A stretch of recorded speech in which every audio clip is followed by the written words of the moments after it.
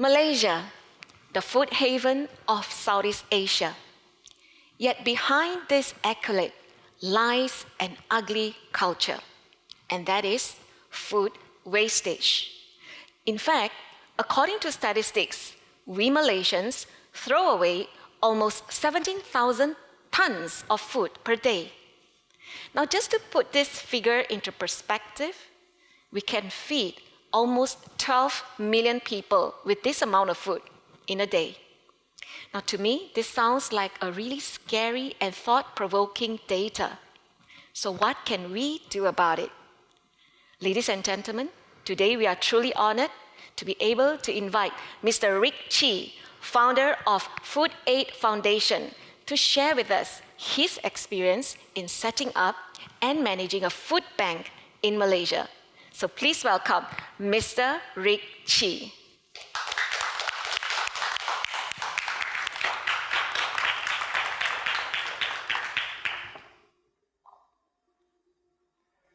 Ladies and gentlemen, a very good day to all of you. And very briefly about myself, I was from a poor family, 11 brothers, 3 sisters. And as far as my food is concerned on the table, what we see is what we get. My childhood, I've never experienced seeing surplus food, excess food, or food being thrown away. And here I am in Kuala Lumpur for 40 years and spending a good 30 years in the food service industry, where my job takes me into the design, construction, supply of equipment and machinery to the hotels, the restaurant, the fast food, the cafe, as well as the food manufacturer. And this is when I start witnessing so much food being thrown away from all sectors of the food service industry. And most of the time it is avoidable, preventable, and sometimes it is intentional. And my disparity, between my childhood where I see so little and my career where I see too much, somehow this motivates me to think about what can be done to connect this world of waste to the world of wants. And as I start doing research and so forth, I find that the problem is bigger than what I thought. And just to share with you, on the global scale, food waste is a tragedy. And the problem is bigger than just food waste. In fact, it is threatening the survival of the human civilization. Globally, we produce 4.1 billion tons of food. And at the same time, we threw out 1.3 billion tons. Meaning to say, 1/3 of the food that we produce for human consumption, literally we threw it into the trash bin, into the garbage, and finally it landed in the landfill. And I think this is outrageous. On economic or financial value, it is a staggering 5 over trillion ringgit being wasted. And I find it very sad and upsetting to know that we still have 800 over million people on our planet Earth still without food, hunger, and living below poverty. And also to know that just 25% or a quarter of the food waste, if we can save it, we could easily end global hunger. And I'm also surprised that the biggest contributor to this food waste come from the richer, the developed and developing countries. Countries such as America and many of the European countries, and back in Asia here, China, Malaysia, Singapore, Australia, just to name some of them. And the African continent alone, we see more than 200 million people who are suffering from starvation, malnutrition, impoverished, and many of them do not know when or where their next meal are coming from. In fact, in Malaysia, we are rated as one of the highest in terms of generating food waste. And we are aware of this food waste consciously. And just because it is not life-threatening around us, many of us don't really care. Just on the statistic just released in 2019 by SW Corp or Solid Waste Corporation, Our government agency that manage the solid waste and the landfill reported that we Malaysians generated 38,000 tons of waste, all kinds of waste, plastic waste, commercial waste, domestic waste. Out of the 38,000 tons, 17,000 tons are food waste. And out of the 17,000 tons, a good 5,000 tons are food that are still good to eat, edible, and fit for human consumption. Just for layman purpose, how much is a ton of food? A ton of food equivalent to something like a small car. So if we imagine a small car on top of a lorry, we need 5,000 lorry queuing up bumper to bumper to fill the landfill. This is reality here in Malaysia. And how long is 5,000 lorry? It's 25 kilometers stretching from Shah Alam to Kuala Lumpur. And for your information, food waste in the landfill emits methane gas, which is 20 over time more potent than carbon dioxide. And it has an adverse effect on our climate. And our climate is changing. And I strongly believe the worst is yet to come. You see, scientists have warned us on this climate change 30, 40 years ago, ozone depletion. Science is real. Science has proven to us. We witnessed the glacier, the iceberg melting, the ocean getting warmer, the sea level rising. We experience extreme weather change in different parts of the world, including Malaysia. Massive floods, longer droughts, heat wave, and the storms are getting more fiercer. The hurricane, typhoon more violent. And all these phenomena affect the livelihood of people. It also destroys crops, and it also affects the production of food. And I think we need to stop this. We need to stop our procrastination. We need to come to this cold, hard reality that we are having 7.6 billion people on this planet Earth. And every year we are adding 90 million to the population. And in 30 years' time, we will be hitting 9.7 billion people on this planet. Again, scientists is giving us a head start, another warning. Scientists is predicting that the maximum carrying capacity, as far as our food resources is concerned, can cater to something below 10 billion only. That means to say, in 30 years' time, the year 2050, we will start to face food insecurity, food shortage, and food crisis. Ladies and gentlemen, I hope by then war will not be fought because of this food crisis or commodity. All the richer country will snap all the food, and the poorer will start with hunger and famine. And ladies and gentlemen, food waste, where does it happen? How does it happen? We Malaysians love food, the diversity, the 24 hours convenience store, fast food, mama store, which many countries do not have. Food is a common language. Food is a great connector with people, and food can obsess people. And we Malaysians, many of us, have reached a point where we no more eat to live, but we live to eat. And this has become many of our lifestyle and contribute more to food waste.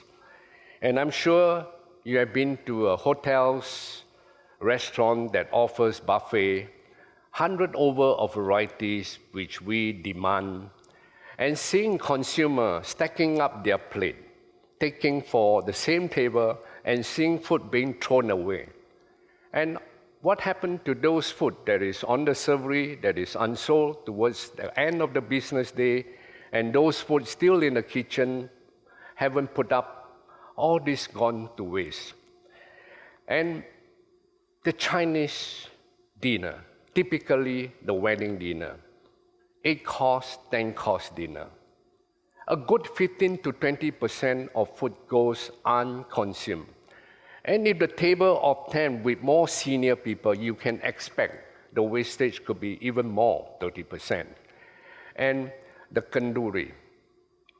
We Malaysians, our behavior of not responding to reservation on our attendance for dinner or invitation, RSVP. So in order for the host not to disappoint their guests, they have to cater for more. And the Ramadan month. This holy month, statistics shown by Solid Waste Corporation see a huge surge in our food waste in Malaysia. And the cafes, the bakeries, we have thousands of cafes and bakeries throughout Malaysia. Let's not talk about just the branded. Every town, smaller town, we have bakeries, people selling cakes, breads. What happened to those unsold cakes or pastry at the end of the day? No effort is being made to identify, to donate to the poor that is close by or even to charity. And the supermarket, the hypermarket, we consumers like to see plenty of food, cosmetically and aesthetically stacked up for us to choose. And yet we still choose and reject a lot of the food. And next is the farmers. The farmer, of course, need to overproduce to cater to our high rejection of food. Many of the farmers' food don't make it to the supermarket shelf because of us, the consumer. And the expiration date, the best before date, use before date is rather confusing. Most of the consumer will just rely on the date and throw away the food. And by the way, all these dates are the manufacturer's best guess. And to get it right, they will shorten the expiration of best before date to be very safe. And by the way, again, no, there is no regulatory body that ascertain the dates. And we, as a human being, from my observation, we have lost our ability to detect food. You know, we just follow the date blindly. Just an example, if you go back to the older day, your grandmother or your mother, they know how to sort out the food. You know, we have the ability to detect rotten food as a human species. For example, a packet of milk, if you see it is okay, you smell it. If it smells okay, you taste it. If it tastes okay, you can drink it. You know, this is not in practice anymore. Everybody look at the date and throw out the food. And ladies and gentlemen, again, we, the consumer, are the biggest contributor to this problem. We dictate, we influence.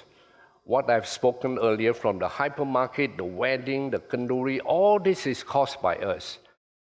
About Food Aid Foundation, which I started trying to bridge this surplus food and reach out to the poor.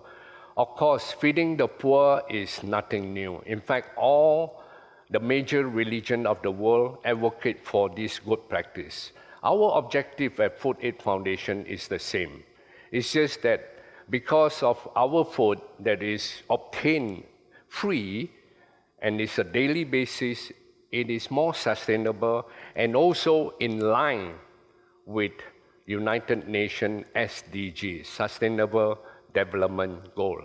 And when we started, of course, we faced many challenges.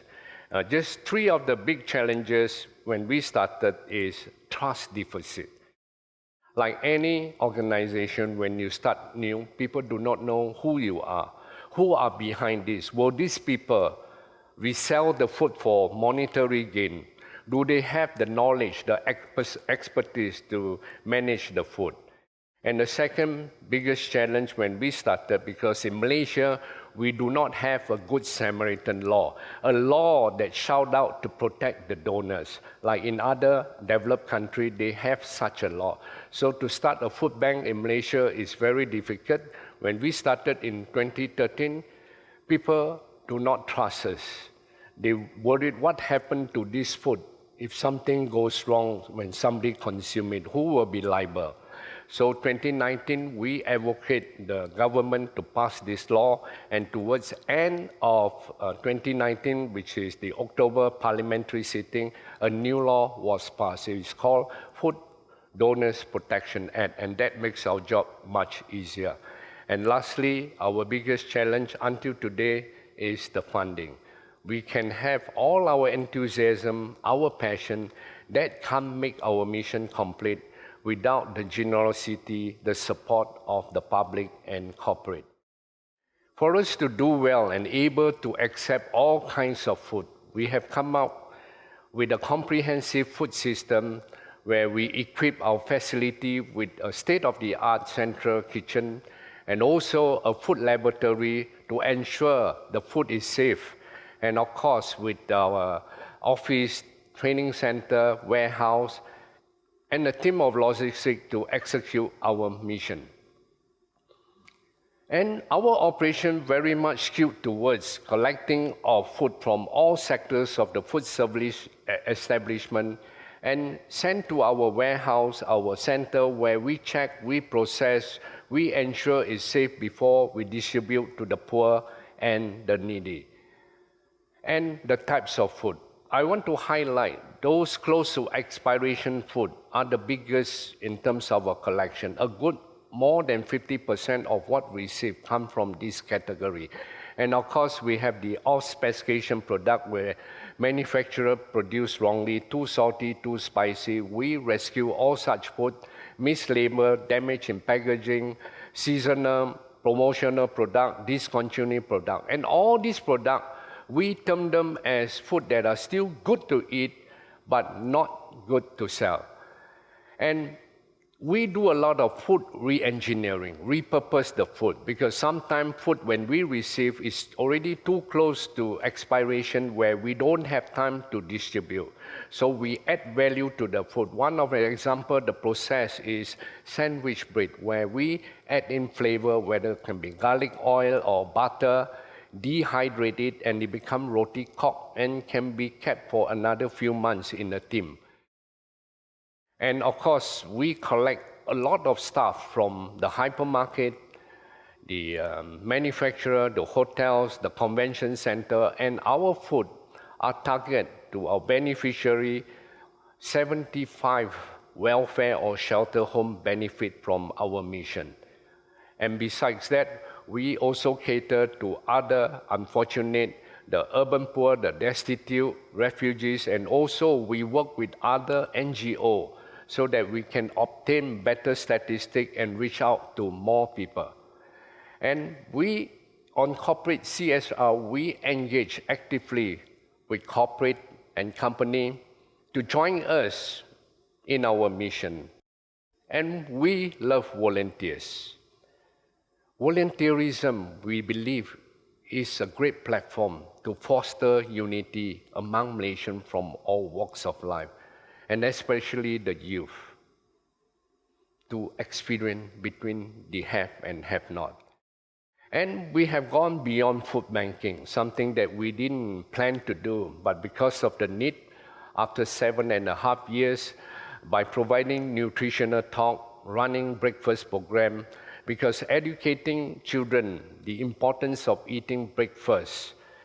And of course, we also did a lot of enhancement in terms of safety of food, providing food handler safety, food cost, safety costs to those kitchen helper and cooks from the shelter and the welfare homes.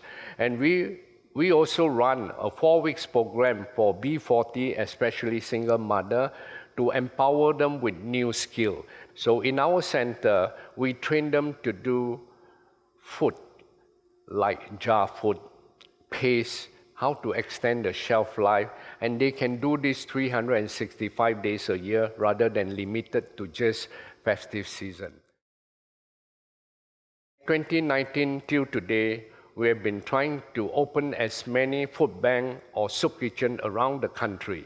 We believe food banking is a good community asset. And our reach and coverage, we have close to our presence in 9 states, and we hope to do more.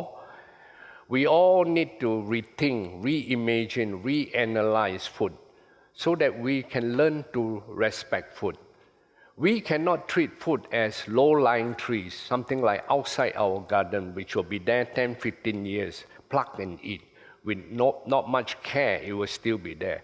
Our food on the table is not like this. And throwing away good food not only hurts the people that need them the most, it also hurts our climate. We need to understand this, that no matter how powerful our human technology or advancement is, our life will forever be dominated by nature or Mother Nature. And we need to understand this, that we have gone beyond, we have exceeded the ecological limit that Mother Nature allowed us in the production of food.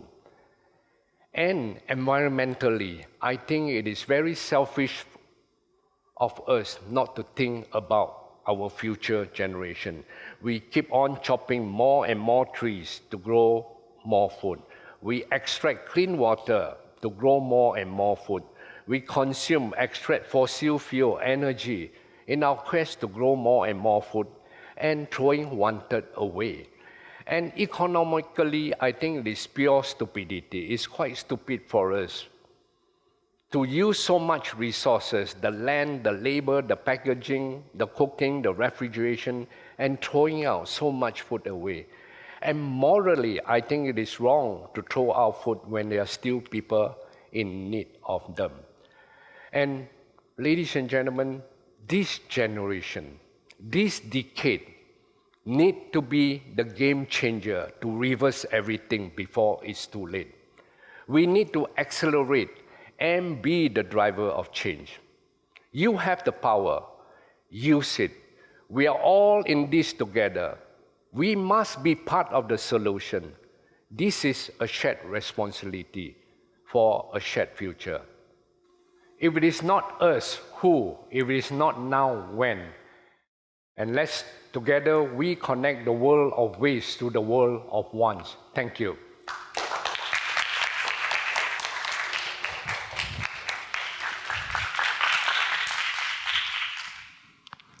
Yes, ladies and gentlemen, if not us, then who?